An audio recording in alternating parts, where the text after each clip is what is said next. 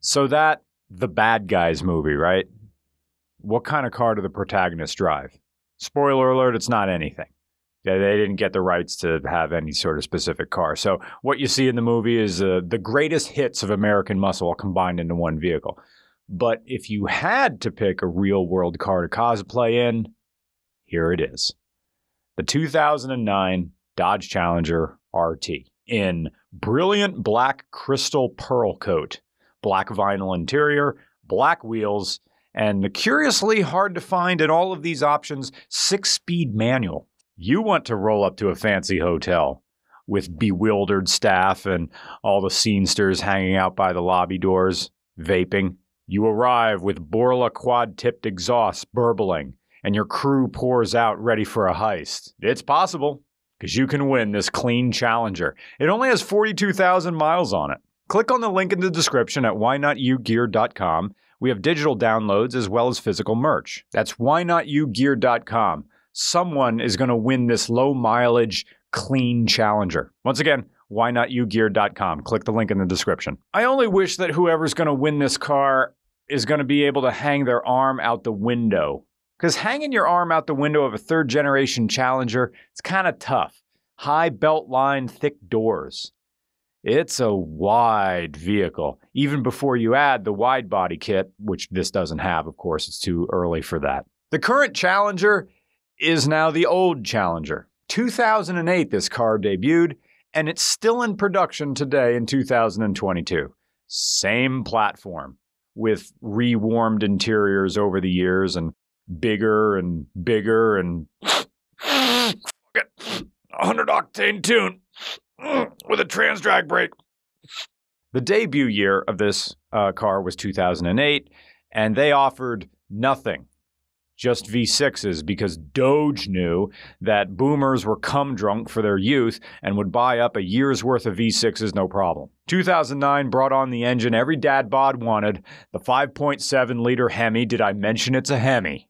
Right in time for the recession. But 2009 was also peak classic American car boom, and I was a substitute teacher at that time. And I remember watching Barrett Jackson and Mecum auctions on the TV in the teacher's lounge. And I'd watch preposterous sums with my old teachers. So nostalgia fueled the Challenger from the beginning and cemented the retro style in automotive design, at least in American cars. But retro styling causes some human interface problems. To make a modern platform look like a design from the 1970s and comply with impact and rollover protection, these were things no one had to do in the 70s, the dimensions of the modern car have to be stretched and exaggerated. From the outside, it works. Yep, that's a muscle car shape. But from the inside, proportions get weird. I can't tell where the hood ends. I can't tell where the wheels are in relation to the curb. And the rear pillars are so freaking wide, mid-sized cars fit into them. These things are so wide, when you're in two lanes, that's 30 feet of blindness that you can't see from there. So angle your side mirrors just right, or you're going to merge into people. And if you've never driven a third-gen Challenger, and this message is directly to the person, I'm speaking into the future. You're the person who just won this Challenger. If you've never driven one of these cars before, you're going to have one of these moments. Sorry, I didn't see you. Because this car is 6 feet 3 inches wide and 16.5 feet long. And you sit down low in the middle of all that metal. It's the Chrysler LC platform, which is a modified LX platform from the Chrysler 300 and Dodge Magnum. But in this, it's 2009.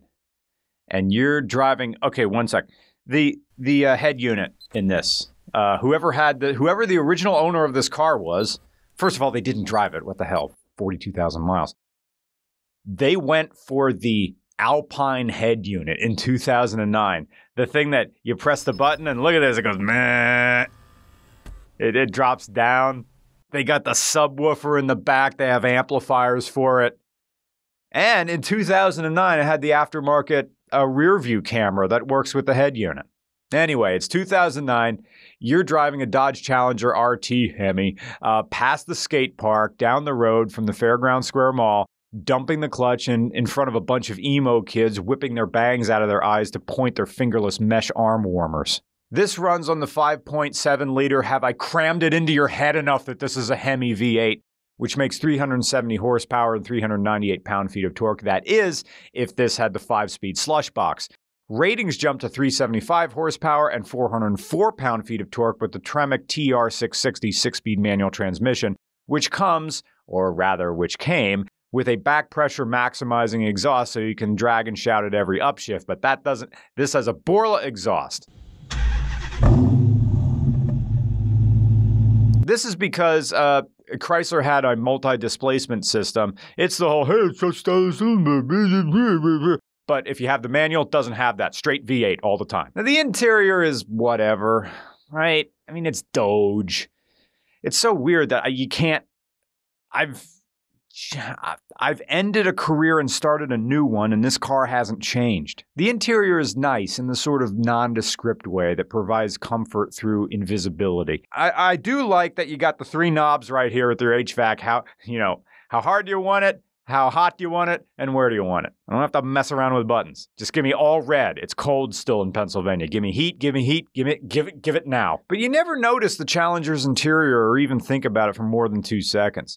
All you can say about it is, hey, there's room in here. And Dodge Challengers are tall people friendly. But no one gets a Dodge Challenger for the interior. Estimated price in 2009 for the RT was only $29,000. Damn. I'll bet Carvana would try to sell this very car for that price right now. I mean, back then, a price like that is as good as a Louisiana Purchase. For every Camaro driving weekend dad who loudly counts down the minutes the kids have left in the park like he's Bill Burr in Philadelphia, there's a walking tribal tattoo of a man thundering down the road in a Dodge Challenger, testing the limits of God's patience. Someone up there likes you, but there are limits, Todd. The RT trim also got you the ZF a twin disc performance clutch, which feels exactly like a normal clutch. I can't tell the difference. Along with sport tuned suspension, which just feels like suspension, and rack and pinion steering, which makes this feel like a Chrysler. It probably has the exact same steering as the Chrysler 300. Also available was a limited slip differential. I don't know if it has this because this is a nice, clean car and I'm not ripping burnouts in it. Rear end ratio was 306 if you have the automatic, 373 if you have the manual with 18-inch wheels, and 392 with the manual transmission and the 20-inch wheels. That's hard to tell because this has aftermarket wheels on it. When I was on the highway, it was definitely revving low, so I'm guessing this has 373. Fuel economy is not bad. I like 16 city is what, but this will do 25 on the highway, and it's not aerodynamic. I've been shifting this thing 1, 3, 4, 6. In my daily driving with this, that's what really makes sense to me. 1 and 2 are so close together, I don't even really use 2. By the time I'm like at 2,500 RPM, if I drop down, by the time I, meet the clutch again in second, I'm already going too fast for second. So I just go 1 to 3 nearly all the time. The only time I really need 2 in this car is if I'm being a dick. I go 1 nice and like 1 and then immediately into 2 and then ride 2 out and then go to 5th and then go to 6th. Right. It's time to go back to class. We got to talk about literary theory. The Challenger is structuralism on 4 wheels. If structuralism is the method of interpreting society and the art by the structures that embody it, then a Dodge Challenger can be interpreted not simply through the cognitive and mechanical structures of what constitutes a Dodge muscle car, but also through its context within our understanding of what a Dodge muscle car is. You can describe the sensory experience to create a structure of what you're driving. That's what I'm doing. Oh, I'm a bad guy. I'm a bad guy. Here I come. Black on black on black on black on black. Don't mess with me. Agree with my opinions, or I will shoot you with my gun that I talk about. Because my Dodge muscle car is loud and it's rumbling. and the interior is soft and unexpired, and it's actually kind of comfortable in here. And the body is wide with hard lines, yielding to a vague curve that tempers its outward aggression. Yet, we only recognize what a Dodge muscle car is because we have literal decades of examples of what a Dodge muscle car is, with the exception of that weird bit in the 80s. But that doesn't mean it's the most representative example of the thing its structures imply. The Challenger is sort of like Superman Returns. It's got all the hallmarks of a Superman movie. It's got Lex Luthor. It's got Lois Lane. It's got an evil real estate scheme. Brandon Routh even looks like Christopher Reeve. But it's hard to enjoy without the context. Well, Kevin Spacey makes it hard to enjoy now anyway, even if it had been a good movie. But the context, but context is everything. Superman Returns cannot exist outside the context of a Christopher Reeve movie. They're a continuation, but they're also a part of the context of Superman movies. But structuralism doesn't demand that everything stays the same. Structuralism doesn't demand that everybody stay in their lane. The third-gen Challenger is nothing like the second-gen, but you can see the similarities within the first-gen. The differences are as valuable to how we interpret something as the similarities. This is especially true of a Challenger. Chrysler hasn't changed this car very much since 2008. Yet what made this so popular in the beginning, and arguably continues to make it popular now, is that this is in opposition to the second-gen model, a course correction that calls to mind the first-gen model in both form and function. So although this is way better than a first-gen Challenger. God, those things are bad cars. This Challenger actually works as a vehicle.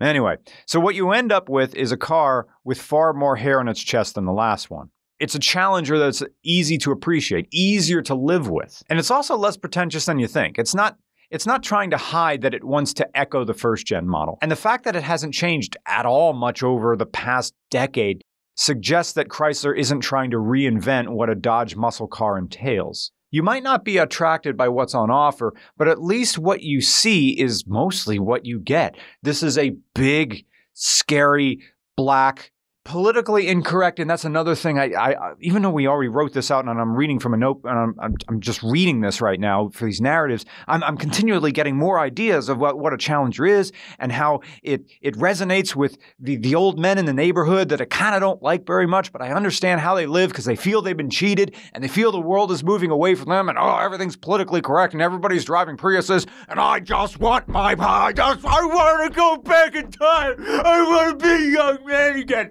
And I'll pay anything I have to get. I'm going to protest. I'm going to keep buying guns. I hate everybody. My dick don't work. And then they go buy Challengers. God, I'm like, I'm just getting in their head. And I get, hold on, Brian, get back to what you're talking about. I just lost myself there for a second. All right.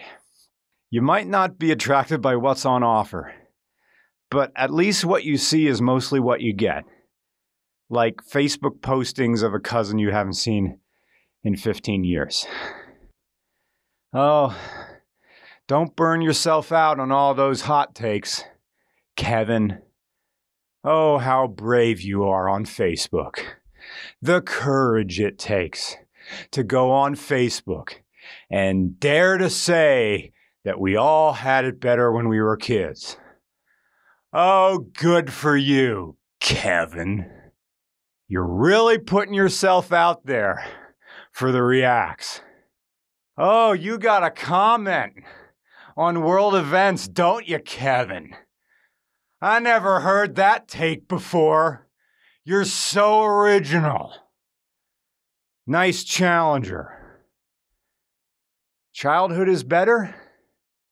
Screw that. I get to go into a bottle shop and buy any bourbon I want. Weed's pretty much legal in Pennsylvania now. And then go home. And I do whatever I want without worrying who's gonna walk in. I got a cock pump. What of it? You square. If all I want to do on Sunday is bust and eat Funyuns and watch Ushanka show, I can. 'Cause I'm an adult. And that's the trade-off.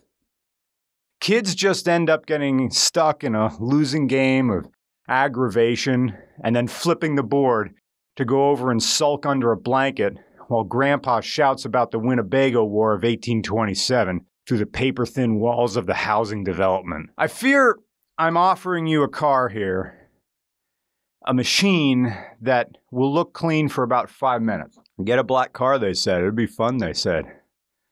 Gloss black. You spend all morning cleaning it and then go for a drive and dirty again. Same with bright white. I never stopped detail spraying my MR2 when I had it. That paint code was Toyota Super White. Anyway, but when gloss black is clean, it's so striking. People look, and gearheads will nod and respect you for going for the most daring color choice available. And flat black doesn't count. Flat black's cheating. Anyway, why not you gear.com? Win a low mileage Challenger. 6-speed manual. Just don't embarrass yourself. Hey there, shorty. I can promise I'm not corny.